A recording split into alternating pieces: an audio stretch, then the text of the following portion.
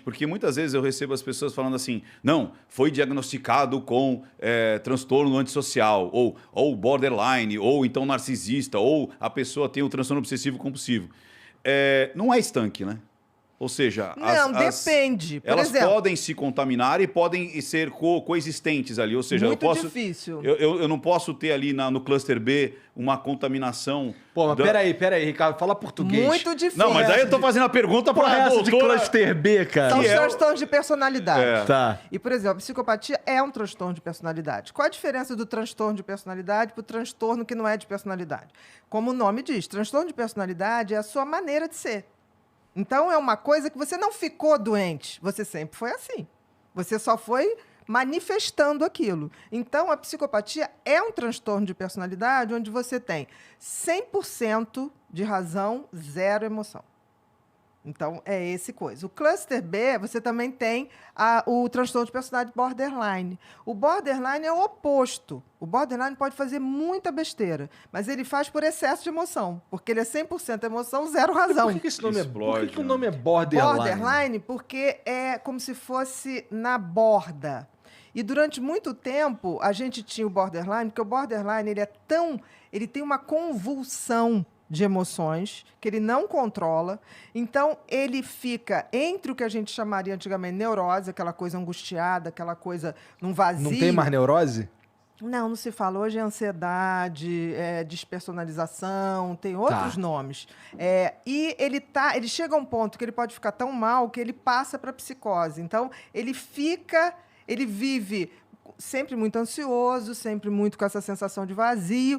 E quando ele chega ao desespero, ele dá uma psicotizada muito rápida. Por isso se chama borderline, a beira. Tá, né? entendi.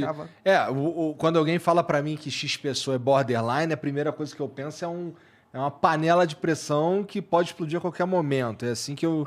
Eu acho que é bem legal isso. Não tá Você tá ruim. no teto de explodir. Porque assim, o que é a característica mais importante do borderline? Uma instabilidade enorme, porque é uma pessoa que, tipo assim, primeiro que ela não consegue, como é que eu vou te dizer? Ser ela. Ela vive em função de alguém. Putz. É como se tivesse um grande vazio existencial. Então, essas pessoas desenvolvem dependência afetiva pelo outro. E aí, elas começam desespero para não perder o outro, porque perder o outro é se perder. E aí, o que acontece? Elas vão ao desespero. No desespero, por exemplo, geralmente ocorre quando termina algum relacionamento. Aí elas começam obsessivamente querer aquele relacionamento, recuperar. Aí é um cara que tatua o nome no rosto de outra pessoa. Exatamente. Entendi. Não, o que tatua nem tanto, é mais Obsessão. É mais obsessão. Mas, por exemplo, o borderline é aquele que, tipo assim, vai fazer escândalo na porta da pessoa. Vai até se colocar em risco. Vai né? se colocar em risco, Eu tinha uma paciente que ela entrou pelo prédio do ex com carro blindado. A portaria foi abaixo. Meu Deus. E eu descrevo isso até no livro Mentes que Amam Demais, que é sobre borderline. E aí foi tão interessante que eu estava correndo na praia, isso era véspera de um Natal. E aí começou a tocar número não identificado. Aí quando eu atendi, olha, aqui é da polícia, sua paciente está aqui, não sei o quê. E era da rua da praia. Então eu falei assim, bom, eu estou perto daí, eu estou indo. Aí cheguei lá, ela estava presa por 6 homens e ela num ataque de fúria. E eu falava assim, calma, o que está acontecendo? Não aconteceu nada, eu só queria trazer o presente de Natal pro fulano. Que jeito. Mas o fulano não me atendeu. O fulano não me atendeu. Eu preciso entregar isso pra ele. Eu falei, não, porque ele está com a atual namorada. Nossa. E ele tem direito de não atender. Aí ela, o quê? Eu falei, ele está. Aí ela disparou, eu falei, calma, não tem jeito, você não vai entrar. Não tem condições, isso acontece. Levamos para casa, teve que ir na polícia, desacato e tá. E depois ela baixou e o cara chegou e falou assim, eu não atendi porque eu sabia que ela ia Explodir. se pegar aqui com a minha atual namorada, eu não quero fazer mal a ela, né? Eu falei, mas vai ter que pagar a portaria. Legal, a gente deu uma barrigada, só porque aquele assunto é tão importante. O assassino, eu vi que você não quer falar o nome dele. Não dou ibope. É isso. O assassino da Daniela, Aham. estava conversando com a Glória Maria e dando várias versões. Então, às vezes, Isso. então vamos voltar para esse ponto, porque tem muita coisa para contar desse caso. Pode ser assim? Claro, você viu... Porque a vocês gente deu uma viram barrigada aí pro- documentário? Pacto Brutal, É. participei. É? Eu não assisti ainda, Vale a cara. pena. Vale a pena, Igão. Não sei se você pegou esse momento, assim, né? É da Foi minha em que geração. ano isso daí? 1992. Não, o assassinato foi em É. 93, né? Não, 92. Eu 92? tinha... Tá fazendo 30 anos. Foi em 92. Dezembro de... 27, 28 de dezembro, né? de dezembro De 92. eu tinha 7 anos, eu Era lembro muito pequeno. vagamente... Foi uma comoção, Eu né? lembro vagamente dessa comoção e como foi um absurdo tudo isso e tal. Eu preciso ver esse E documentário. é legal esse- você ver pelo seguinte, que o documentário, ele não veio trazer versões.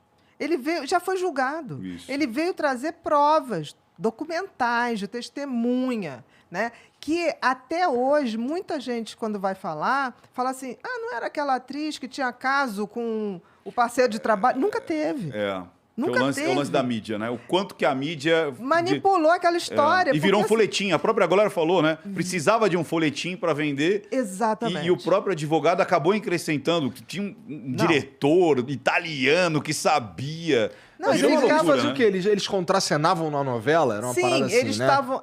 Eles tinham. Era um par, né? Que na realidade o par romântico da Dani era o Fábio Assunção. Seria o Fábio Assunção, já estava na sinopse da novela. E aí, no início, ela tem um relacionamento com Bira, não é? Com o personagem lá do assassino. E eles desmancham. Quando desmanchou e começou a chegar o roteiro das gravações, ele já não sendo mais, e que a novela caminhava para o que era o planejado, Fábio Assunção, ele surtou. E ele começou, tipo assim, não, fala com a sua mãe, tem que trocar. E ela falou, não vou. Isso não existe, ninguém influencia minha mãe, não vou fazer isso. E aí ele começou assim, obsessivamente. E aí tramou lá a questão. E não sei se você viu, né? Tinha todo um simbolismo de uma coisa meio magia negra ali, Tinha, né? Tinha. Uma semana antes foi limpar o terreno lá, porque tinha que ser uma coisa perto de uma árvore, na última lua cheia do mês, e aquela coisa de você tirar o coração, né? Aquilo é uma oferenda, né? Na época, nunca se tocou muito nisso, porque era tão Dessa difícil. parte eu não sabia. Você vai entender. A gente não pode dizer que é isso. Agora, que aquilo foi totalmente ritualizado, planejado, é uma coisa incrível. Você vai ver ali que aquilo tinha um determinado fim. E ele tinha umas histórias de levar uma entidade para o teatro. Tinha umas coisas muito esquisitas. Eu assisti, né, o episódio. Eu fiquei muito feliz quando você apareceu lá. Eu falei, cara, a doutora Beatriz ali e tal, dando sustentação, né, para dizer o que estava acontecendo. E a Paula Tomás, ela ia assistir ele nos Leopardos, né? Em tudo. E aí levava uma Nossa Senhora. Só que dentro dessa Nossa Senhora, pessoas que conviviam lá com eles, aquilo era como se fosse um disfarce.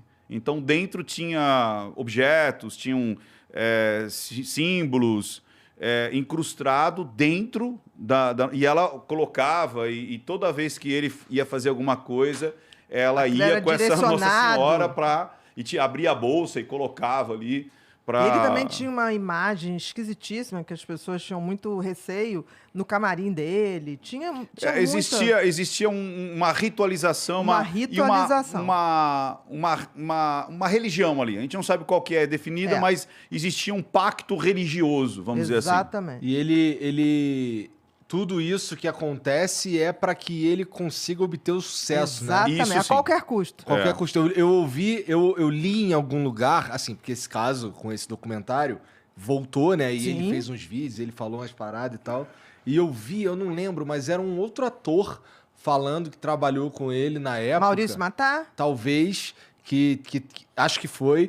Parece que ele falou pro Maurício, se é que foi o Maurício, eu não lembro, mas talvez tenha sido, que ele faria qualquer coisa para ter sucesso, ele transaria com qualquer pessoa que Mas ele tivesse. fez, né? Fez. Fez, né? Fez de tudo. Tipo assim, muitas coisas. É claro que um cara desse tem passado. Eu sempre digo isso. Um psicopata não nasce quando faz o primeiro crime. Ele já tem várias outras coisas. E quando a gente vai na história pregressa dele, tem muita história. Tem muita história. Só que tem que, na época, pessoas envolvidas, pessoas muito conhecidas na época, não quiseram depor para não se expor. Mas tinha muita história. E a Paula Tomás, a gente estava até conversando lá. E eu acho que não vão dizer nunca, entendeu? Mas tem muita história pregressa dele. E perguntaram... Como é que tu sabe que tem muita história pregressa se eles não vão dizer nunca? Tu estudou profundamente isso aí? Olha, chegou uma época na minha vida, depois que eu lancei o Mentes Perigosas, a ex... Porque, assim, ele casou com a Paula, depois casou novamente com uma outra mulher que se chamava Paula, e o Tomás é dele. Então, reproduziu o nome. Uhum. Aí teve uma hora que se separou. E aí ele começou a namorar uma outra pessoa. Essa outra pessoa entrou em contato comigo do nada, assim, nos directs da vida e das redes sociais, e começou a falar, ele não mudou nada, ele é isso, isso, isso. Me falou de coisas que aconteciam na igreja que ele frequenta hoje. E aí chegou uma hora que eu falei, olha, eu posso te ouvir, mas eu não posso fazer nada. É uma decisão sua. Você está com ele, né? Aí depois, muito tempo depois, ela falou assim, não, me separei, aquilo é uma maluquice, tem umas coisas muito esquisitas. Eu falei, para e pensa, né? Porque quem sou eu para falar alguma coisa? Mas eu senti que ela queria que eu tomasse uma atitude. Eu não posso tomar uma atitude, até porque era a vida dela. Uma então, atitude? Que atitude que ela queria que você tomasse? Não sei, as pessoas acham, né? Atribuem a gente... Ou que você vai poderes, pulverizar, poderes vai postar... Eu faço uma análise. Para denunciar um crime lá no Maranhão, crime, sabe? Tipo assim... Eu não sou da polícia. Quem denuncia o crime é quem sofreu o crime. Uhum. Entendeu? Eu não posso, olha, vou denunciar. Não é bem assim que funciona. Bia, olhando, lógico, não querendo fechar diagnóstico, longe disso, mas opinião. Como a gente sempre falou, a gente pode ter opinião.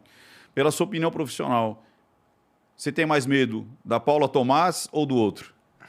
Mais dela, da assassina. Que, diga-se de passagem, é de uma frieza inacreditável. Ela era o poder por trás dele. Ela que pautou toda a carreira dele. E ela topava essa coisa da relação aberta para que ele fosse à caça. Mas tudo tinha que reverter para o casal. Então, e se você pensar bem, ele no júri, por exemplo, Igor, ele é tão exibicionista, tão narcisista, que ele no júri, ele simplesmente deu um show. Ele pegou ali o palquinho, que é um júri, e ele começou a fazer a voz da Dani, a voz da mulher, a voz dele, encenar aquilo. Foi patético. E ali todo o juiz ficou muito impressionado com aquilo, porque ele não estava nem aí mesmo. Ele aproveitou para fazer a cena dele. A outra, até hoje, diz que nunca esteve lá. Apesar de ter sido condenada, porque tem provas que ela estava lá. Né? O advogado né? Hugo, que já faleceu, né? Reconheceu. Né? Ela. E ela diz, eu nunca estive lá. Eu nunca estive lá. Você sabe, Igor, que essa parte da... Ela é de uma frieza... Essa parte da encenação foi bem interessante. Quando eu fiz a análise... Puta, eu não vi essa porra. Vai vendo, eu fiz a análise de... Tem que ver, porque é uma aula de psicopatia, né? É uma aula de você ler os autos, de tudo que foi feito para não se chegar à conclusão, como as testemunhas foram... como é que se diz? Para não falar... Coagidas. Foram coagidas, né? Pessoas simples, que viram ele dando soco nela e jogando ela dentro do carro. Porque as pessoas diziam, por que aquela menina foi encontrar com ele num terreno baldio? Nunca foi. Já foi desmaiada. Né? Foi levada, não foi encontrar com ninguém, entendeu? Essa parte que ele faz a encenação no tribunal do júri, você sabe que a Glória entrou em contato comigo nessa... Porque foi assim, ele fez a entrevista com o Marcelo Rezende em 2012. Lembro. Eu fiz essa análise do Marcelo Rezende em 2012 em 2016. E quando eu faço a análise, mas foi assim, eu coloquei poucas horas... eu recebo um e-mail da Glória. Na realidade, ela entrou em contato pelo Facebook pedindo, me dá um e-mail. Falei, pronto, vou ser processado. Aí eu dei um e-mail, ela mandou um e-mail desse tamanho, mandando o processo. Esclarecendo os fatos. Ela mandou foto, mandou depoimento, perícia, um monte de coisa. E eu não estava entendendo nada, mas foi assim mandou um monte de coisa. Aí eu falei assim, Glória, você é mãe. Se você quer que eu tire a análise, eu tiro agora. E ela falou, não, é o contrário. Eu queria que você estivesse lá no tribunal do júri. Porque o que você está materializando aqui, que eu fiz a análise da linguagem silenciosa, a gente viu lá, só que a gente não conseguiu traduzir em palavras. Exatamente. Porque ele fez um psicogeográfico. Ele se colocava na cena. Então, assim, quando ele conta assim, não, naquele dia eu fui no shopping, aí não sei o quê, a Paula estava no carro e blá, blá, blá, fomos em onde, deixei a Paula não sei o quê, papá. Aí quando vai para aquela cena que eu acho que até hoje Ele ninguém... desvia, ele deriva. Ele chega e fala Sabe assim, a coisa da não, mentira? aí eu estava aqui... Aí ela entrou por aqui, eu dei uma gravata, ela tropeça, É, isso aí eu mesmo. digo, não! Aí a Paula fala, eu vejo um lampejar de uma faca e não sei o quê. Eu falo, meu Deus, o que você fez? Eu falo, cara, esse cara tá atuando. Claro. E ele estava atuando na terceira pessoa, ou seja, ele se colocou dentro da cena, porque uma das características é para você não errar a mentira. Porque se você coloca-se dentro da cena, fica mais fácil para você lembrar o que você planejou. Aí ela falou, ele fez isso lá, Ricardo. Ele fez isso lá, a Glória contando. Aí a gente trocou alguns e-mails e tal, e foi exatamente isso. O quanto que ficou, assim, patético. Só que, se você pega uma pessoa que não tem um pouquinho de perspicaz, você fala, cara, isso é verdade, olha quantos detalhes. Ele tá falando a verdade, olha quantos detalhes. E quem mente bota muito detalhe para tentar fugir. Então, começa, mas o que você estava fazendo? Não, aquele dia eu estava de roupa branca, né? E aí, eu não sei, troquei a roupa, porque aquele dia eu queria botar branco, depois eu troquei a roupa por camiseta preta. A pessoa vai enchendo de detalhes a cena para fugir do foco. Ele faz isso o tempo todo. E agora, né, depois de quando lançou, a mulher dele atual invadiu a minha live e falou assim, essa mulher escreveu um livro e ficou milionária às custas do meu marido. Não, é mega, né? Porque querer dizer que eu fiz Mentes Perigosas em homenagem ao marido dela tá louco, né? Tipo assim, ali tem Suzane, tem Nardone, tem tudo, entendeu? Tem o Roger Abdelmaci, tem tudo, de A a Z.